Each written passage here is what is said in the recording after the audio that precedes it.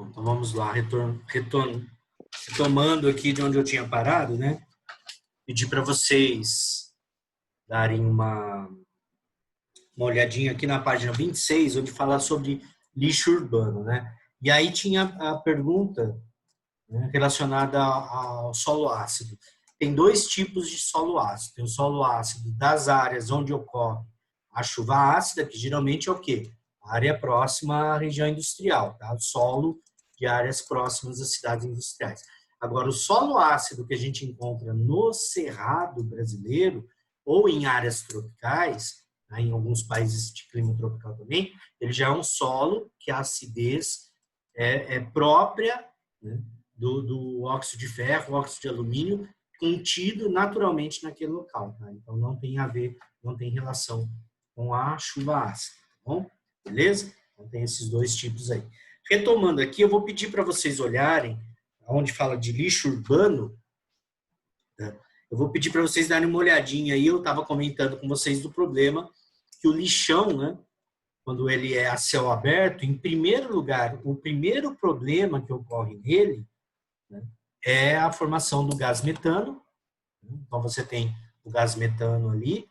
Você tem o problema, né, do chorume, que é o líquido, né, da decomposição daquele material todo. Ele é altamente poluente. Para você ter uma ideia, 1 litro de chorume, ele contamina vários litros de água potável. Então, se o chorume ele infiltra num rio subterrâneo ali, num rio de lençol freático, ele vai contaminar aquela água. Aí é que está o problema. Porque muitas vezes uma pessoa, quilômetros de distância do lixão, quando fura um poço, a água que ele vai tirar do solo vai estar contaminada, mesmo ele estando a quilômetros de distância do lixão. Um outro problema que a gente tem nos lixões é um problema social. Você tem famílias que vivem ali no entorno do lixão para pegar material reciclável, para vender, para pegar tudo que eles puderem ali para manter a sobrevida. Aqui em Araraquara nós tínhamos esse problema. Nós tivemos um lixão ali próximo ao Pinheirinho, atrás do Pinheirinho, né? E ali você tinha famílias que viviam ali, né?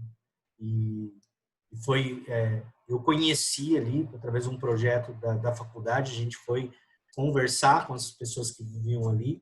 Era muito triste ver, porque você tinha muita criança ali que deixava de estudar para ficar com os pais ali catando material reciclável, né?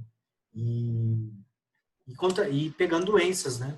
Então, o que acontece? É aí que foi criado o primeiro projeto, a primeira ideia, né, de coleta seletiva em Araraquara. Então, foi a partir da desativação daquele lixão ali e a implantação da coleta seletiva.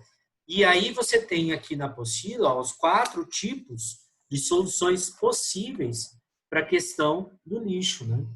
Então, você tem o aterro controlado, que é quando ele é levado para uma área e ele vai sendo coberto por camadas de terra, né, para diminuir o mau cheiro e a ação das chuvas. Agora, o ideal, você pode até pôr um asterisco aí do lado, é o aterro sanitário. Se você vai armazenar lixo, o ideal é o aterro sanitário. Por quê? Porque o aterro sanitário ele tem uma estrutura feita antes de você colocar o lixo ali. Imagina quando você vai fazer uma piscina, você não faz o buraco, aí você reveste ali com o material que vai, né, impedir que a água infiltre no solo. O aterro sanitário é a mesma coisa. Ou ele vai ter uma capa asfáltica, ou ele vai ter uma lona. Né? E outra coisa, ele vai ter canais por onde o chorume vai escorrer, né, no fundo desse reservatório e vai ser armazenado num tanque. Por quê? Porque o chorume tem como ser tratado e tem como ser reciclado, né, através de ação química, né? Então, você tem como tratar isso hoje. Assim como o metano. O metano, ou eles fazem chaminés, e em alguns lugares você pode puxar esse gás metano produzido no aterro sanitário e alimentar um biodigestor. Né? O biodigestor, na verdade, é isso, né? Você pegar o gás produzido pelo lixo, pela decomposição dos materiais, e utilizar ele como gás natural, tá bom? Outra coisa importante é a compostagem, né? que é quando você pega o lixo orgânico e transforma em adubo. Tá virando aí um hábito de algumas pessoas em casa criar caixas de compostagem, né? Então, você compra essas casas agropecuárias vendem caixas de compostagem. Você compra as caixas de compostagem e vai pondo todo lixo orgânico, casca de legumes, de frutas, né? Você põe ali, deixa vedado, né? E aí, com o tempo, você vai ter a decomposição daquilo ali e vai virar um adubo orgânico de excelente qualidade. Tá? Incineração. A incineração não é muito recomendada para o lixo comum. Por quê?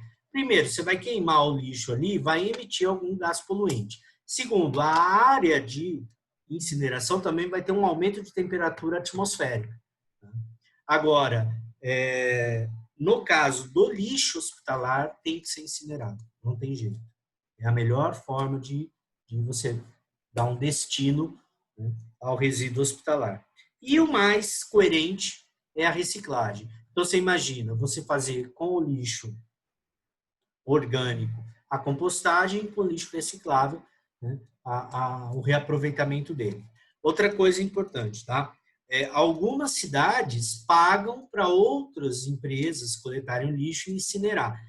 O nosso lixo aqui em Araraquara, para vocês terem uma ideia, ou aquele que não vai para reciclagem, se eu não me engano, a empresa que pega o nosso lixo, ela leva para a cidade de Guatapará, onde tem um incinerador lá. Então, parte do nosso lixo vai para outro local. Tá? Outra coisa importante. Então, agora eu vou projetar novamente aquelas imagens. O que se faz com o chorume tratado? Eu já ouvi dizer que, dependendo da situação, eles acabam utilizando como adubo. Viu? Eles usam como adubo líquido. Só que tem que se fazer todo um teste para ver se nesse chorume não tem resíduo de produto químico que não tem como você usar como adubo. É que nem o garapão lá da usina, né? Que ele é totalmente de origem orgânica, né? Que lá antes era jogado nos rios. Quando eu era pivete, né? Época de safra, a gente sempre via as notícias de que no rio Mogi ali estava um monte de peixe boiando. Por quê? Porque as usinas jogavam o garapão no rio. Agora não, agora eles usam, né, o garapão como adubo, né? Eles jogam na própria plantação de cana. Tá bom? Outra coisa importante, eu vou projetar para vocês aqui, né, para a gente dar uma encerradinha nesse assunto e começar a próxima aula, que são as cúpulas mundiais sobre meio ambiente, tá? Que é a história geopolítica, digamos assim, da questão ambiental. Deixa eu ver onde eu parei aqui. Isso. Opa, volta. Então, dentro desse contexto aí, né, de resíduo, e de toda a ideia que a gente tem, todo o debate hoje que nós temos sobre sustentabilidade, foram criados R's. E os R's, eles têm muito a ver com a ideia de você diminuir a geração de lixo, né? O impacto no planeta. Então, você tem aí, né, primeiro, refletir. Né? Lembre-se de que qualquer ato de consumo causa impacto no planeta, procure potencializar os impactos positivos e minimizar os negativos. Reduzir, exagere no carinho e no amor, mas evite desperdícios de produtos, serviços, água e energia. Procure minimizar a geração de desperdícios e resíduos. Reutilizar, usar até o fim, não compre novo por impulso, invente, né? Use de outra maneira, né? Faz um brinquedo, um enfeite, sei lá. Reciclar, utilizar o resíduo descartado como, já usa a palavra resíduo aqui, como matéria-prima em novo processo, em casa, separe os resíduos orgânicos dos que podem ser reciclados, entregue os recicláveis aos postos de coleta. Respeitar a si mesmo, seu trabalho, as pessoas, o meio ambiente, as palavras mágicas sempre funcionam, por favor, obrigado. Reparar, quebrou, conserte, brigou, peço desculpas. Responsabilizar-se por você, pelos seus impactos bons e ruins. Vocês estão vendo que essa ideia de sustentabilidade, quando ela trabalha a questão do meio ambiente, ela trabalha também a questão do ser humano, né? E repassar. Passe adiante, compartilhe com seus amigos e inspire outras pessoas. teve uma boa ideia, participou de um bom projeto, né? Passa à frente, não guarde só para si. Bom, então é isso aí. Agora, quando a gente vai falar de questão do meio ambiente, tá? Esse cara aí, que era o chefe indígena Seattle, ele, quando o governo americano, o presidente dos Estados Unidos da época, propôs de comprar o território indígena deles, tá?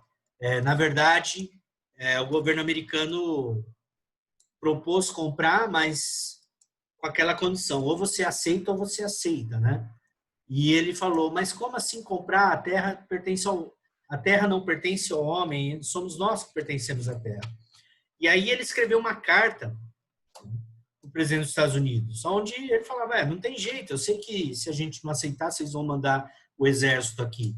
Mas essa carta, depois, se vocês puderem ler, ó, foi em 1855, cacique Seattle, né? Mandou essa carta para o presidente Francis Percy, né? É considerada o primeiro texto, né, com uma ideia de ambientalismo da história, assim, registrado, né? Então, ele é tido como o primeiro texto oficial, assim, né? O primeiro texto, ele inspira todo mundo que começou a pensar na questão ambiental, né? Até aqui tem um trechinho da carta, né? Que ele fala, como é que se pode comprar ou vender o céu, o calor da terra? A terra não pertence ao homem, o homem pertence à terra. O que ocorrer com a terra recairá sobre os filhos da terra. O homem não tramou o tecido da vida. Ele é simplesmente um de seus fios. Tudo que fizer ao tecido fará a si mesmo, né? Então, quando você tem, né, toda essa questão ambiental aí, um outro cara que se destaca, né, é o geógrafo Alexandre von Humboldt, né, o alemão, que eu sou fã desse cara, né? Esse cara, ele fez uma viagem, ó, que legal, ó, em que ele veio aqui para a América do Sul e estudou a paisagem aqui, né? E estudou a Cordilheira dos Andes, ele criou, né, digamos assim, uma ideia de geografia, né? Até pus aqui uma imagem dele, né? Ele criou o que se chama dessa ideia aqui, junto com o Ritter, né? A geografia passa a ser interpretada através das relações entre o homem e a natureza, relacionando os aspectos sociais ao meio ambiente. E por que que ele desenvolveu essa ideia? Porque quando ele estava aqui, ó, né, na América do Sul, ele percebeu que num lugar, né, que tinha muita vegetação e que a população começou a desmatar, os recursos hídricos começaram a diminuir. E foi aí que a primeira vez ele começou a perceber a relação que havia entre degradação ambiental, né, e ação humana. Então ele cita isso, né? E essa viagem dele aqui, ó, foi em 1799, né? Ele estava aqui na América do Sul em 1801. Então ele também é um dos caras que inicia, né, a ideia de que o ser humano também é responsável pela degradação ambiental, né? Ninguém pensava isso, né? Então, juntando toda essa visão indígena, né, de que nós fazemos parte do planeta, e mais, né, alguns grandes pensadores aí que nós tivemos, você começa a ter a primeira percepção de que os recursos da natureza não são inesgotáveis. Então, você tem, no caso brasileiro aqui, né, olha que, por incrível que pareça, a gente tem a criação de um Código Florestal em 1934 para a proteção de ecossistemas florestais. Em 37 é criado o primeiro Parque Nacional Brasileiro, que é o Parque Nacional do Itatiaia, e depois foram criados outros parques. Agora, dando um pulo aí, né, indo para a década de 60, o que vai fazer com que a consciência ambiental comece a ser mais discutida na sociedade? Em primeiro lugar, você tem na década de 60, nos Estados Unidos, aquela valorização do pensamento indígena, né? Principalmente com o lançamento daquele livro Enterra em Meu Coração na Curva de um Rio, né? Onde o cara ele entrevista chefes indígenas ainda vivos para contarem a história do massacre que houve com os indígenas norte-americanos. Então, esse livro faz com que a sociedade americana, principalmente a juventude americana, na década de 60, que é um período de contestação, né? Contestação pelos direitos civis nos Estados Unidos, questão da igualdade, da luta pela igualdade, inclusive, étnica e também das mulheres dentro da sociedade. Então, você tem todo um debate. E essa volta ao pensamento indígena, né? A valorização do indígena na sociedade norte-americana. Mas a publicação desse livro aqui, A Primavera Silenciosa, tá? Por Raquel Carlson, ela vai alertar o uso de produto químico na Segunda Guerra Mundial e depois, e as consequências disso. Então, vai ser o primeiro livro que vai falar das consequências do uso de produto químico na sociedade. E esse livro é chamado Primavera Silenciosa, um clássico aí, né, dentro dessa questão. E aí você começa a ter, né, a utilização da expressão educação ambiental, que se precisava trabalhar com as crianças a questão ambiental. Você tem um Pacto Internacional sobre Direitos Humanos, em 66. Em 68 é criado o Clube de Roma, que é um grupo de pessoas ilustres para debater vários assuntos, entre eles a ideia do desenvolvimento social, e também você tem em 68 a revolta estudantil, né? Os protestos na França, em Paris, que culminou com uma greve geral, né? E discussões sobre direitos civis, né? Aí o que acontece? Quando nós chegamos em 1972, a ONU tem a primeira conferência sobre o meio ambiente. Tá? A primeira conferência sobre meio ambiente da ONU foi em 1972, na cidade de Estocolmo, né, na Suécia, onde pela primeira vez se começa a falar sobre a necessidade de se pensar, né, a questão ambiental. E essa conferência do meio ambiente ela foi muito motivada, né, primeiro pela foto feita do nosso planeta em 1969, né, do astronauta, as primeiras imagens, né, que a Terra, inclusive do astronauta russo Yuri Gagarin, quando ele fala que a Terra é azul, né, e isso impressionou, né. Então, tem até uma música do Caetano Veloso que ele fez com relação a esse assunto, né. E aí você vai ter a ONU tomando a frente, né, e a primeira ação depois você vai ter a Convenção de Viena, na década de 80, né, porque se percebe a degradação da camada de ozônio. Né. O ozônio ele protege a gente dos raios ultravioleta. Então, nessa época se utilizava, né, muito o CFC, clorofluorcarbono, no spray, né? Spray de tudo, de tinta, de coisa de cabelo, né? E aí esse CFC, quando ia para a atmosfera, ele destruía o O3, o ozônio. O ozônio se forma naturalmente na atmosfera, né? Quando você tem os raios solares, justamente a radiação solar passando, ela faz com que 3 moléculas de oxigênio se juntem. E o CFC separava essas moléculas. A camada, o buraco na camada de ozônio, muitas vezes ele surgia em áreas industrializadas, mas por uma questão de temperatura, ele acabava migrando para os polos. Então, nós começamos a ter um grande buraco na camada de ozônio na região da Antártida. E aí, quando a gente tem a Convenção de Viena para discutir a proteção à camada de ozônio, né, depois, mais tarde, você tem a assinatura do Protocolo de Montreal, onde os países se comprometem, em 87, a não usar mais o clorofluorcarbono. Tá? Hoje, o buraco na camada de ozônio está relativamente controlado, né? Ele diminuiu bastante, muitos países deixaram mesmo de usar o CFC, o Brasil é um grande exemplo disso, mas alguns países ainda utilizam, a China é um deles. Tá? Então, ainda tem gente que usa esse gás aí. Então, esse é um problema. O CFC também era utilizado para a fabricação de isopor. Né? Então, hoje o isopor ele é feito de um outro processo. Mas já tem país, por exemplo, que está banindo o uso de isopor e até de plástico. Né? País nórdico, para variar. Né? Sempre estão pioneiros aí. Tá? Aí o que acontece? Dentro de todo esse contexto, tá, de discussão na ONU sobre meio ambiente, também é lançado, né, um relatório pela primeira-ministra da Dinamarca, a Gro Harlem Brundtland, né, que foi chamado Relatório Brundtland, né, em que se usa o termo desenvolvimento sustentável. E qual é a ideia desse relatório? Primeira coisa, o relatório fala, o planeta está doente. Tá?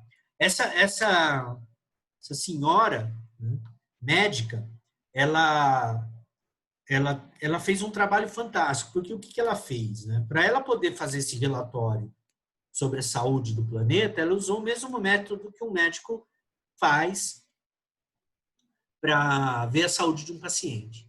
Então, ela teve a ideia de fazer o seguinte, de pegar os maiores cientistas, cada um em sua área, e cada um pesquisar como é que estava a saúde do planeta. Então, oceanógrafos, como é que está a saúde do oceano? Caras que trabalham com questão da atmosfera, caras que trabalham com questão do solo, caras que trabalham com questão do bioma, biodiversidade, e assim por diante. E aí cada um apresentou, cada grupo de cientistas apresentaram o seu relatório e ela juntou tudo. E a partir desse relatório maior, né, em todas as partes, eles criaram essa ideia aqui, que o desenvolvimento, né, econômico, social, tem que satisfazer as necessidades presentes, mas sem comprometer a capacidade das gerações futuras de suprir suas próprias necessidades. Então, a ideia do desenvolvimento sustentável é o seguinte: eu posso usar os recursos do planeta desde que eu não consuma-os todo. Eu tenho que deixar para as gerações futuras. E esse conceito de desenvolvimento sustentável, ele evoluiu até para a questão de bioma.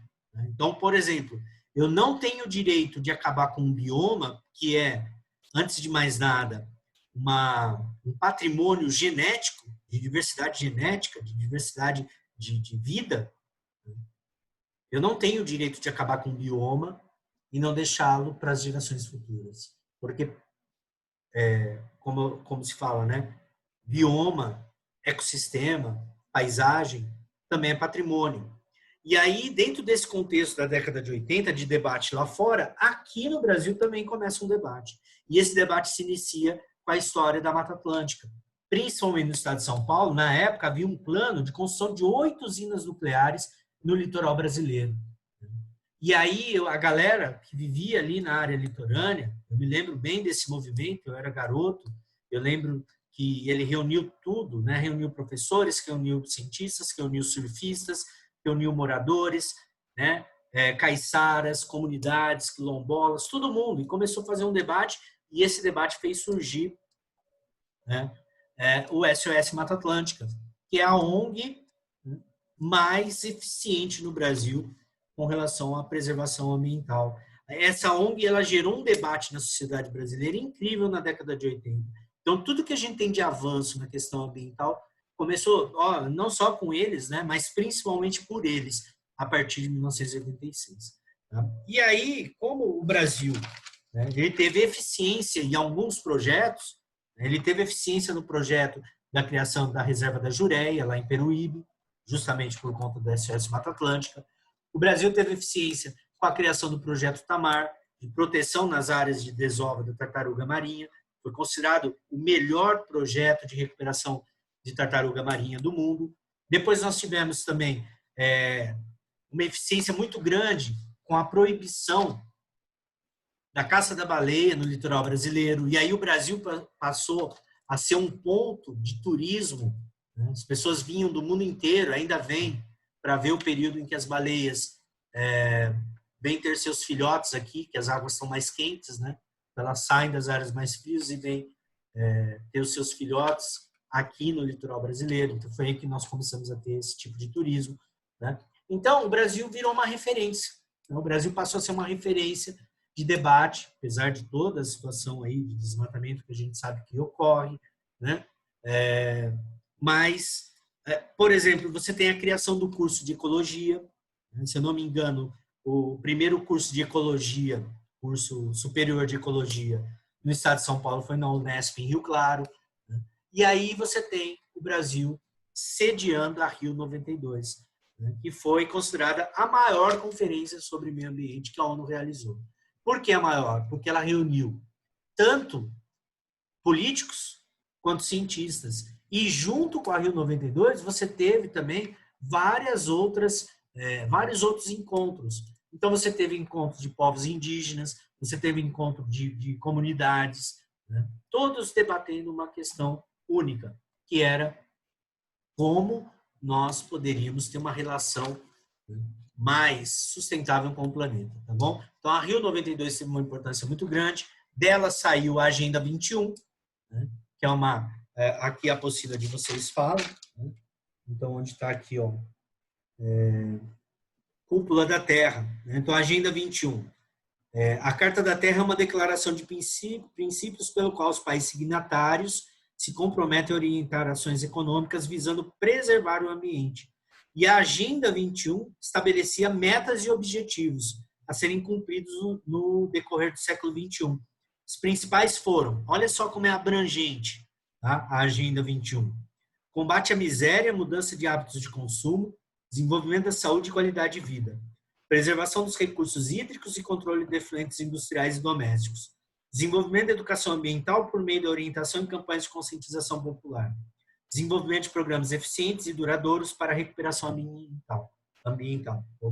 Né? Então é isso, gente, tá? Muita coisa foi feita, muita coisa legal. Muitas vezes a gente pode até pensar, pô, mas não está aparecendo, né?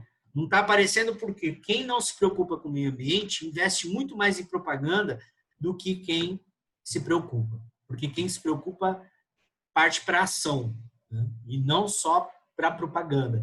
Então, essa é uma questão muito interessante. Nos Estados Unidos, por exemplo, o dinheiro que as empresas que são a favor do uso de agrotóxicos gastam com propaganda para tentar convencer as pessoas de que o agrotóxico é seguro é muito maior do que o dinheiro que tem o pessoal que pratica agricultura orgânica. Então, né, é um trabalho de formiguinha, mas que às vezes dá a impressão de que não está tendo frutos, né?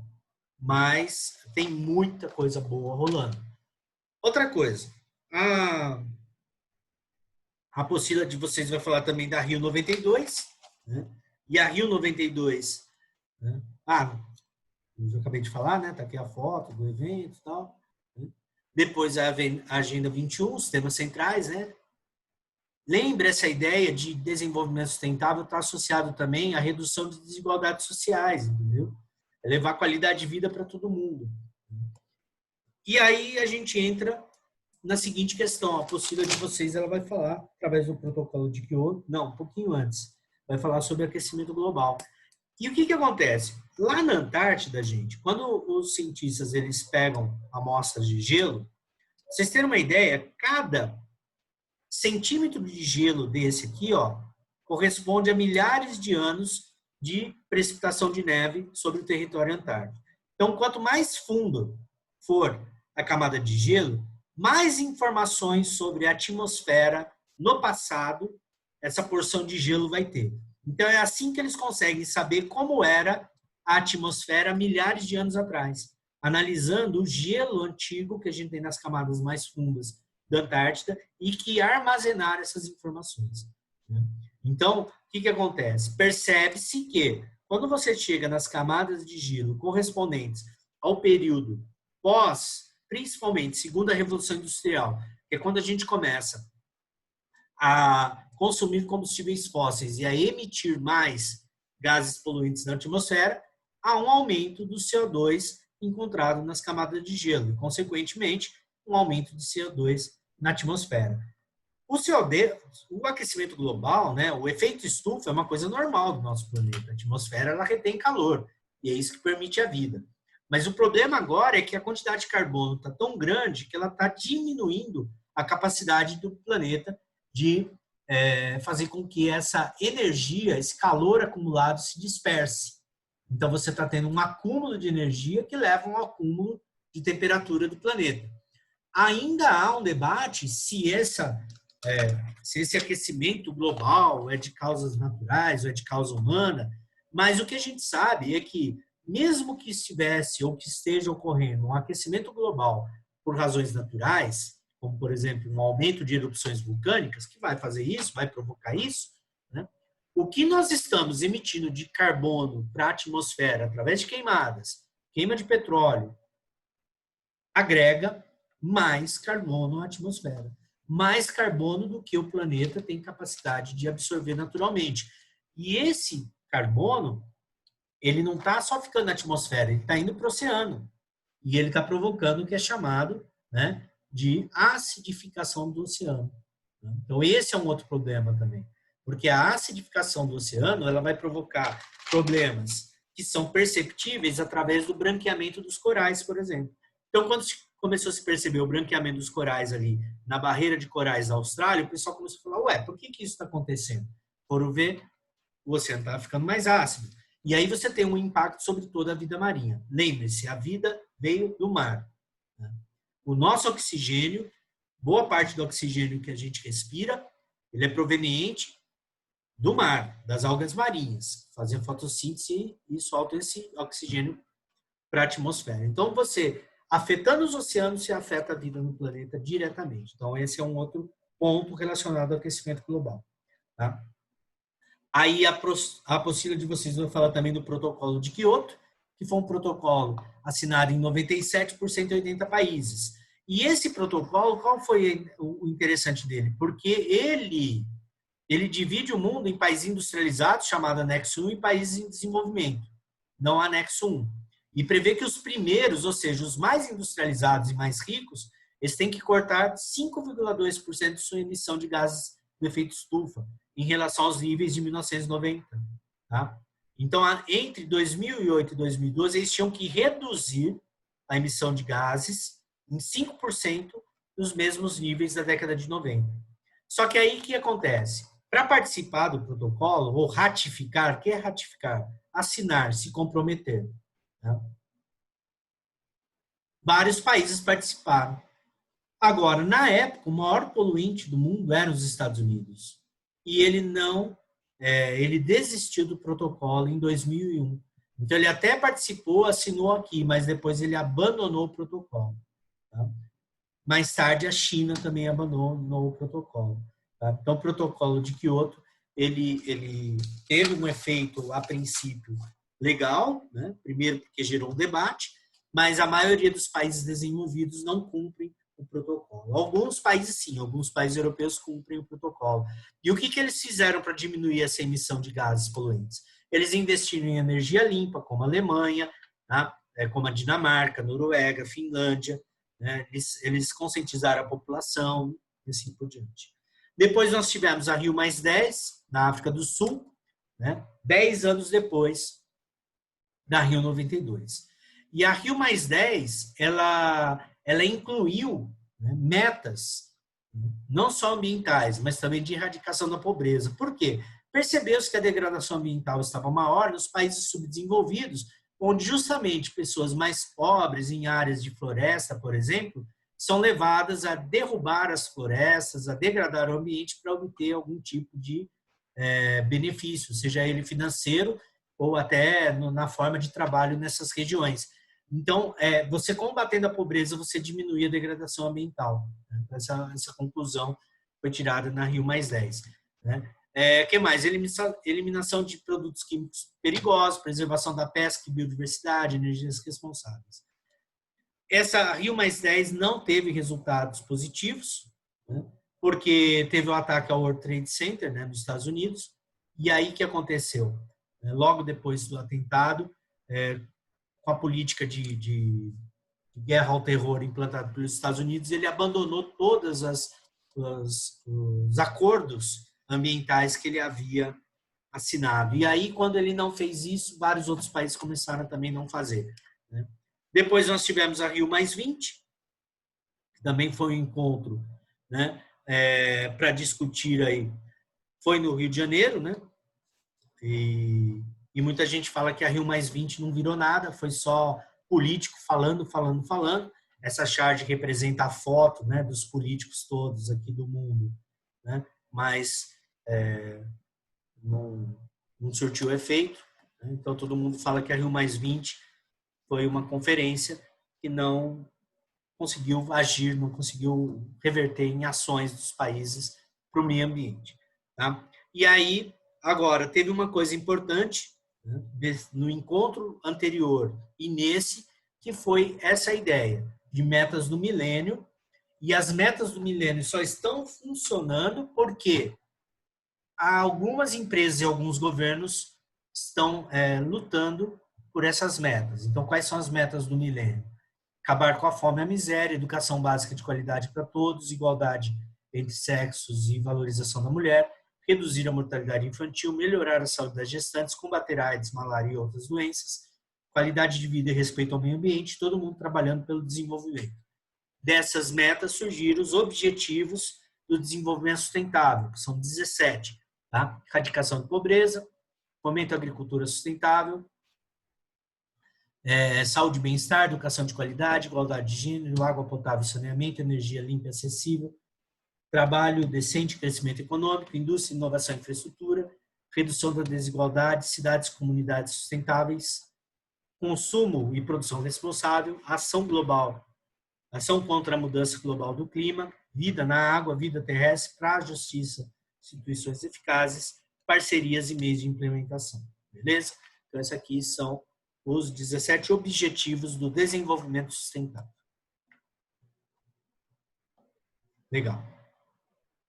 Então, agora, vou rapidamente ver quanto dá para fazer de exercício aí. Se bem que eu já tenho que parar a aula, porque já vocês têm outra aula, né? Mas, enfim, tá?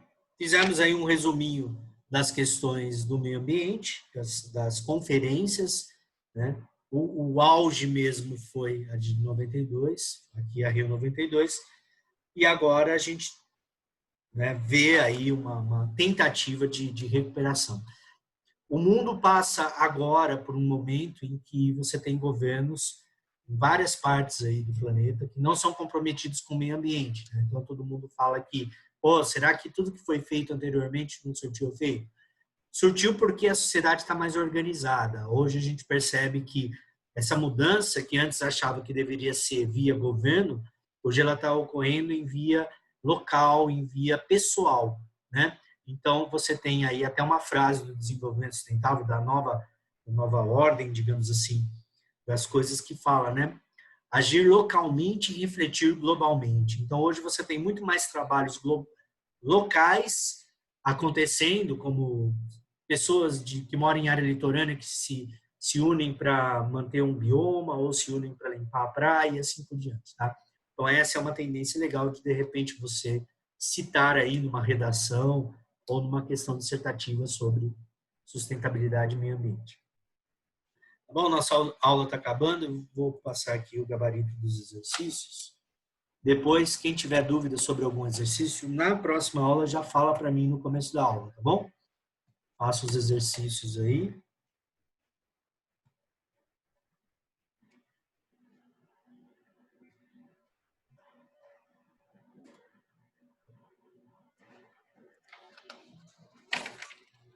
É isso aí. Tá bom? Qualquer dúvida, entre em contato com a secretaria, passa para eles, eles passam para mim, ou põe lá no portal. Então é isso. Alguém tem alguma pergunta? Não? Então tá bom, gente. Então até a semana que vem. Né?